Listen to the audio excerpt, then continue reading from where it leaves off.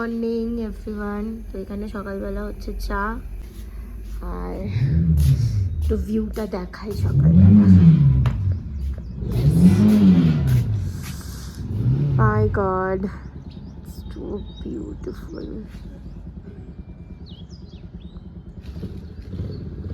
সব জায়গায় মানে প্রচুর আপেল গাছ। মানে আমরা যে হোমস্টেতে আছি এই সময় যদি সেপ্টেম্বর মাসে আসা হয় তাহলে এটা সব এগুলো বড় বড় আপেল গাছ সব দেখতে পাওয়া যাবে, মানে জাস্ট দারুণ লাগবে। খুব ঠান্ডা, এখন সকাল 7টার মতো বাজছে। আমরা এরপরে যাবো হাঁটু পিক, তো হাঁটু পিক ওখানে যাই। সবাই এখানে এখন চা খাচ্ছে। Very good morning. Good morning. আজকের আমাদের যাত্রাপথ এখান থেকে চিতকুল অবধি। কতটা চিতকুল অবধি যাওয়া হবে? এবার চিতকুল অবধি যতটা যাওয়া যায় আর যত কি। পৌঁছতে পারি না পারি, যদি না পারি তাহলে সাংলায় আমরা স্টে করব। আর একটা এখন আমরা যেতে চলেছি এই চা, ওই তো দেখো সকালবেলায় ওই উপরে অবস্থিত এই পাহাড়ের উপরে আছে একটা ছোট মন্দির, দুর্গা মন্দির, সেটার নাম হচ্ছে হাঁটু পিক। এখান থেকে 7.6 কিলোমিটার দূরত্ব। বাইকে করে যাবো, আশা করি আধ ঘন্টা, গুগল দেখাচ্ছেও আধ ঘন্টা, ওরকমই লাগবে। চলুন ওখানে গিয়ে আবার দেখা হবে। এখানে আমিও রেডি হয়ে গেছি, আর এরপরে আমরা ওখানে যাই, ঘুরে আসি আগে। যে গাড়ি স্টার্ট হচ্ছে।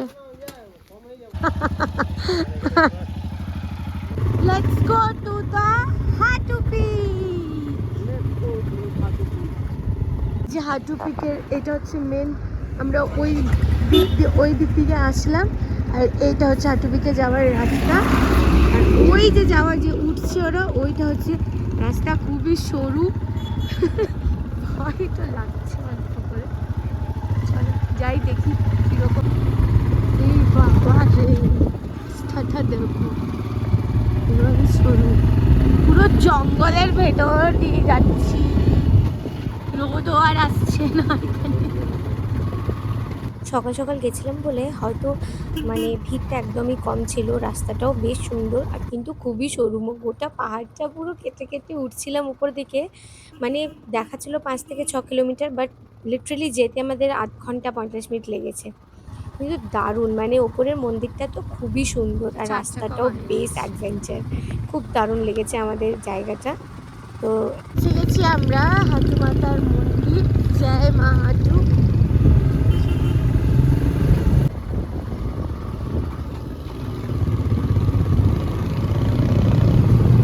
ওই যে দূরে ওই যে দূরে মাতার মন্দির, আর এটা পুরোটা মানে এখানে আছে ওরা তিনজনে, গাড়িটা পার্কিং করেছে, আর ওই ভেতরে আমরা এবারে যাবো। এখানে এন্ট্রি হয়ে গেছে, এই যে হাঁটু মা মন্দির আছে এখানে, আর এটাই হাঁটু পিক। হিমাচলে আমরা যেখানে আছি নারকান্ডায়, সেই নারকান্ডা থেকেই মধ্যেই বলা যায়, নারকান্ডার মধ্যে। খুব সুন্দর জায়গা, রাস্তাটা তো অসাধারণ ছিল, খুব থ্রিলিং ছিল, প্রচন্ড থ্রিলিং আর প্রচন্ড অ্যাডভেঞ্চারাস।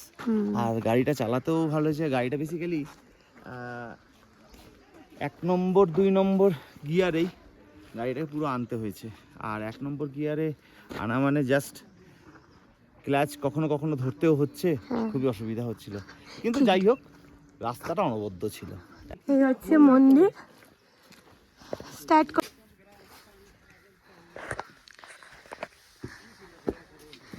যাবো আমরা। ও মাই গড,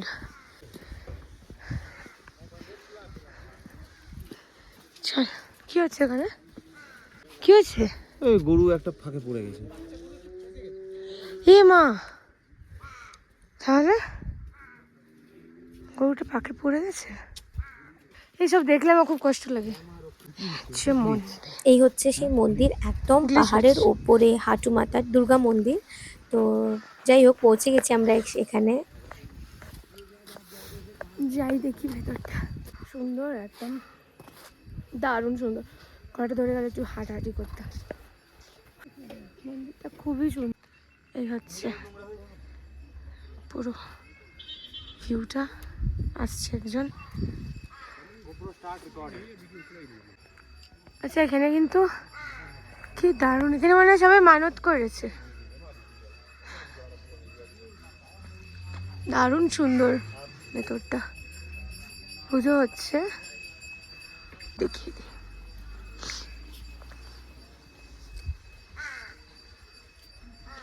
খুবই দারুণ মন্দিরটা, বলো? খুবই সুন্দর। হ্যাঁ, মানে এখানে সবাই মানত করে, বুঝলে? বলিও হয়। বলি হয় এখানে? কিন্তু পাঠাটাকে নিয়ে গেল না। ও আচ্ছা, দারুণ দারুণ ভিউটা, এখান থেকে ভিউটা শুধু দেখো। এটা হচ্ছে একটা এইখান ভিউ। থেকেই পিক গুলোকে পুরো দেখা যায়, কিন্তু আমরা দেখতে পারলাম না ওই হাঁটু পিকটা। এটা হচ্ছে ভিউটা, just mind blowing. Thank you. আর আমার এই কড়া প্রসাদ খুব ভালো লাগে খেতে। দর্শন করে এবারে আমরা ওই পিকের ওদিকে যাব। আর প্রসাদটা তো মানে জাস্ট দারুণ ছিল, আমার খুব ভালো লাগে খেতে। যাচ্ছে ওরা, আমি যাবো। এখন আছি হাঁটু পিক, হাইয়েস্ট। এখানে হাইট হচ্ছে 3400 মিটার। আর ওই যে মন্দির থেকে একটু সোজা এসে নিয়ে এই পিকে আসতে হবে। টেকনিক্যালি আমরা এখন, হ্যাঁ টেকনিক্যালি এটা কত বলে দিই। টেকনিক্যালি আমরা এখন 11,152 ফিট হাইটে রয়েছি, যেখান থেকে পুরো পাহাড়ের পিকগুলো দেখা যায়। কিন্তু দুর্ভাগ্যবশত এখন মেঘ হয়ে আছে, দেখা যাচ্ছে না। কান্ডা এখান থেকে 7 কিলোমিটার আছে, আর সিমলা এখান থেকে 71। 11,000 ফিট ওপরে আমরা তখন সকালবেলা। তো আমরা আরেকটু ওপরে উঠেছিলাম, তো সেখানে একটা ওয়াচ টাওয়ারের মতন ছিল, তারপরে একটু কিছু বসার জায়গা ছিল, এখান থেকে সব পিকগুলো দেখা যায়। কিন্তু আনফর্চুনেটলি আমরা কিছুই পাইনি দেখতে, পুরোপুরি মেঘে ঢাকা ছিল সকালবেলা, তো তার জন্য হয়তো। তো যাই হোক, আমরা এখানে খুব ভালোভাবে অনেকক্ষণ এনজয় করেছি, ফটো ভিডিও ক্লিক করেছি, তারপরে আবার বেরিয়ে পড়লাম আমাদের হোমস্টে যাওয়ার জন্য। এখন চলছে, সঞ্জয় করছে ব্যাকপ্যাকিং, এর আন্ডা ধরে বসেছে। কিন্তু দুঃখে এটা ব্যাপারটা হচ্ছে, এটা কিন্তু আমরা পশ্চিমবঙ্গে নেই যে এখানে সেখানে ডিমের ছড়াছড়ি হবে, এখানে ডিম ভাজা হবে। এই যে আমার বউ দিয়ে আমরা বেরিয়ে যাবো। ডিম কারো গায়ে ছড়াও হবে না। হ্যাঁ, ডিমটা কারো করে ছোড়া হবে না, এটা অনলি ফর খাওয়া হবে। হ্যাঁ, এটা ছোড়া হবে না, মানে ডিম ছোড়াছুড়ি নিয়ে এরাও কিরকম ভাবে খিল্লি নিয়ে নিয়েছে। তো এখানে রান্না কমপ্লিট।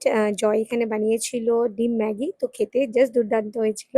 তারপরে আমাদের এবারে নেক্সট স্টপে যাওয়ার জন্য আমরা রেডি হয়ে গেছি, গাড়িটারি বেঁধে এবারে বেরিয়ে পড়বো। আর মহাদেব, চলো রেডি, সবাই রেডি হয়ে সবাই বেরিয়ে পড়েছি আমাদের নেক্সট যেখানে আমরা আজকে স্টে করব সেখানে যাওয়ার উদ্দেশ্যে। তো রাস্তাটা খুবই সুন্দর ছিল, আর আমরা ভেবেছিলাম চিৎকুল অবধি যাব, তো দেখি কতটা অবধি পৌঁছতে পারি। মনে হয় না চিৎকুল অবধি পৌঁছতে পারবো কিনা, কেন চিৎকুল এখান থেকে প্রায় অনেকটাই ডিস্টেন্স ছিল।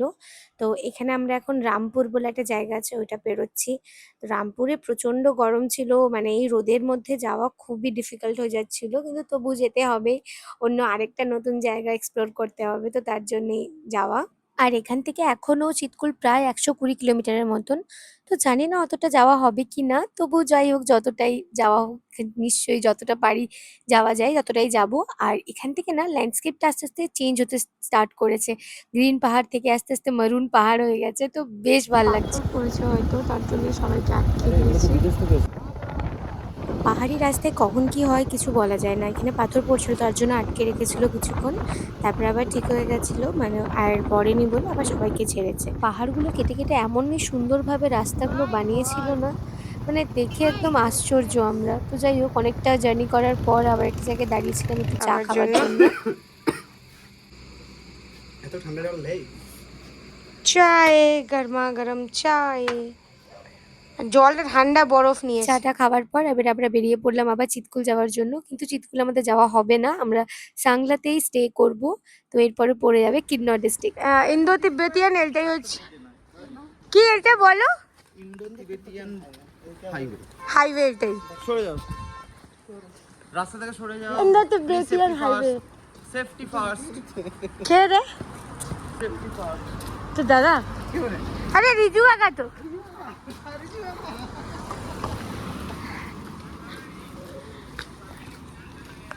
এখন একটু হলেও ফাঁকা আছে, তাই ভিডিও ফটোজ ক্লিক করার সময় পাবো, বা নেওয়া যেতে পারে, কিন্তু মানে আরও যদি আগে আসতাম তাহলে তো হতো না, কেন কি এটা প্রচণ্ড ভিড় থাকে, আর এটা এখন সিজন, তো ভিড় তো প্রচুর আছে। তবু আছে, নেই নয়, বাট তবু কম, অনেক কম। ও নাইস, মানে এতদিন ধরে ভিডিওতে দেখছিলাম ফোনের যে এটা দিয়ে এরকম পাহাড়টা দিয়ে কেটে রাস্তা করে পের করানো, মানে পেরোচ্ছে সবাই, আর আজকে আমরা মানে এটার সাক্ষী। সো অ্যামেজিং, মানে মনটা একদম ভরে গেল। ইন্দো তিব্বেতিয়ান হাইওয়েটা হচ্ছে ওয়ার্ল্ডের মোস্ট ডেঞ্জারাস হাইওয়ের মধ্যে একটা পড়ে। আর সত্যি ডেঞ্জারাস, মানে এমনভাবে পাহাড়ি রাস্তাটা কাটা ছিল, একটা বড় পাহাড়ের মধ্যেখান দিয়ে একটা রাস্তা, মানে আলাদাই লাগছিল ওটা দিয়ে পেরোতে, ভয়ও লাগছিল, অ্যাডভেঞ্চারও লাগছিল, ভালোও লাগছিল, মিক্সড ফিলিংস। তো যাই হোক, এটা দিয়ে আমরা পেরিয়েছি। এই রাস্তাগুলো এতদিন আগে ফোনে দেখছিলাম, নেটে দেখছিলাম যে এরকমভাবে পেরোতে হবে, এখন নিজেরা পেরোচ্ছি, কি যে ভাল লাগছিল বলে বোঝানো যাবে না। Oh my God, it is too beautiful. Kinnaur में आपका स्वागत है।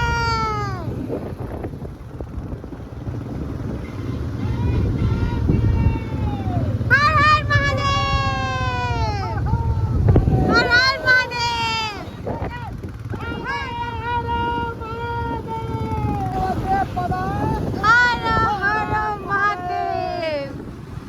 ফাইনালি আমরা মানে কিন্নর ডিস্ট্রিক্টে পৌঁছে গেছি। এরপরে আমরা সাংলাতেই স্টে করব ভেবেই নিয়েছিলাম, কেন কি এখনো অনেকটাই রাস্তা বাকি ছিল চিৎকুলের জন্য, আর রাস্তাও চিৎকুলের খুবই খারাপ। রাস্তাটা খুবই খারাপ, এটা পাহাড়ে নিচে একদম পড়ছে, তাই দাঁড়িয়েছি এখানে। এর নিচে যাচ্ছে সুতলেজ নদী, যেটা এখানে দাঁড়িয়েছে। এই যে মানে পাহাড়টা কেটে একটু ছাতার মতন করা আছে, তাতে আমরা এখানে কেউ ভিজছি না দিয়ে, তার জন্য এখানে দুজনে দাঁড়িয়েছে। এখানে এই যে সঞ্জয় দাঁড়িয়ে আছে। এখন অলরেডি এখন প্রায় 6:30 7টা বাজছে, বাট একদম দেখে বোঝা যাচ্ছে না। এখন আমরা গন্তব্যস্থলে যেতে পারিনি, দেখি কতক্ষণ সময় লাগে। এখন একটু তো লেট হবেই। আর পুরো আজকে হয়তো চিৎকুল পৌঁছতে পারবো না, এখন আমরা সাংলা পৌঁছতে পারিনি। সাংলা এখান থেকে এখনও 25 কিলোমিটার্সের মতন আছে। এই বৃষ্টি পড়ার জন্যই আরও বেশি প্রবলেম হয়ে গেছে। নিচে এখানে আমাদের জন্য বৃষ্টি, আর ওপরে বরফ পড়ছে।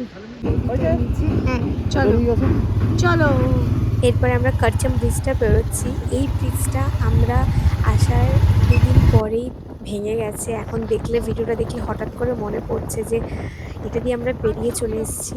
আর এটা হচ্ছে করচম ব্রিজের, এটা একটা জলবিদ্যুৎ কেন্দ্র, মানে বাসপা নদী। এটা মানে নীল না, দেখো সবুজ সবজি কালারটা দারুণ লাগছে।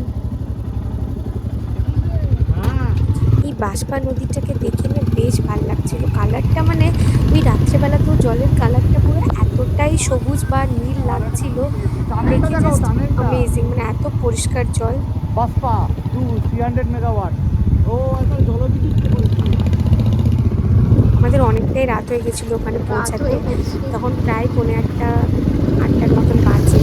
তবু পাহাড়ে তো সেই সন্ধে হয়েছে, আর পাহাড়ের গায়ে মানে যারা বাড়ি আছে সেই বাড়িগুলোতে এত লাইট জ্বলছিল, তারার মতো লাগছিল দেখতে। তো যাই হোক, আমাদের চিৎকুল তো যাওয়া হবে না, মানে পসিবল নয়, থেকে আরও প্রায় 50 কিলোমিটারের মতো দেখাচ্ছিল। সাংলাটাই যাবো। আর যেতে যেতে একটা মন্দিরও পড়েছে, এটা খুব ফেমাস মন্দির, মা দুর্গার মন্দির এটা। তো এটা আমরা যখন আবার ফেরত আসবো এই পথ দিয়ে, তখন আমি সকালে আরও ভিডিও বানাবো, মানে বানিয়েছি, নেক্সট ভিডিওতে নিশ্চয়ই আপলোড করব। চারদিকটা একদমই অন্ধকার হয়ে গেছিলো এরপরে, তবু একটা ভিডিও বানালাম যে রাত্রেবেলা পাহাড়ে মানে যে গাড়ি চালিয়েছে এটা পরে দেখলে ভাল লাগবে।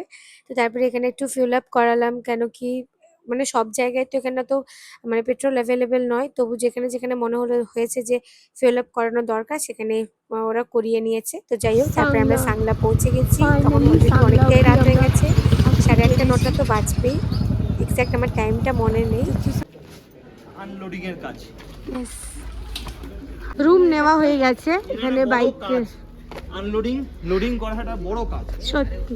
হচ্ছে মার্কেটটা, আর এই ওপরে আমরা, ওই তো ওপরেও আছে ওকে। আমি জাস্ট সিঁড়ি উঠেই মার্কেটে, এটা হচ্ছে রুমটা।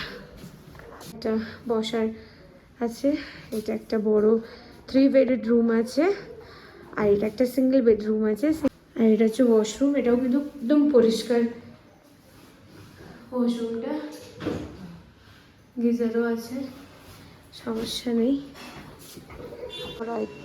আনলোডিং এখনো শেষ হয়নি। আর এটা হচ্ছে মার্কেটটা, ব্যালকনি থেকে ব্যালকনি। আমরা এখনো ড্রেসও ছাড়িনি, আমি ওটাই পরে আছি। কি আর ছাড়বো, এখানে কিন্তু খুব ঠান্ডা, এখানে কিন্তু একটু ঠান্ডা আছে, মানে একদম যে মানে গরম আছে তা না, কিন্তু ঠান্ডা আছে।